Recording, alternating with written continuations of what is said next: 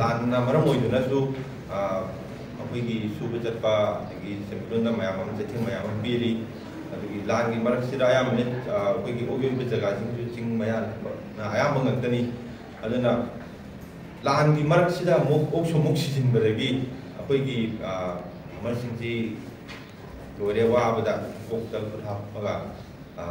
ꯎꯄꯥꯏ ꯂꯩꯇꯅ ꯃꯌꯥꯝ ꯑꯃ ꯂꯩꯅꯔꯦ ꯐꯥꯔꯃꯔꯁꯤꯡ ꯐꯦꯃꯤꯂꯤꯒꯤ ꯑꯦꯛꯁꯄꯦꯟꯗꯤꯆꯔ ꯑꯌꯥꯝꯕꯁꯤ ꯑꯣꯛ ꯌꯣꯛꯄꯁꯤꯡꯅꯗꯤ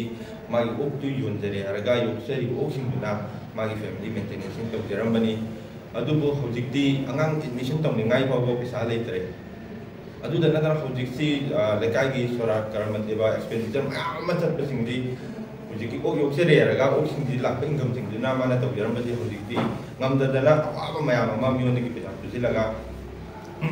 लेरे इम्फाल ईस्ट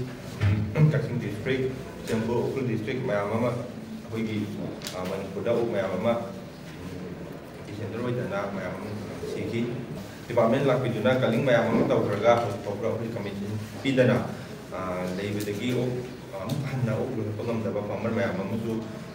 लेरी दगी अखोइना कलिंग तौ बिखिरिबा ओक सिंगसि फार्मर सिंग खतिखक्तनी आयाम्बा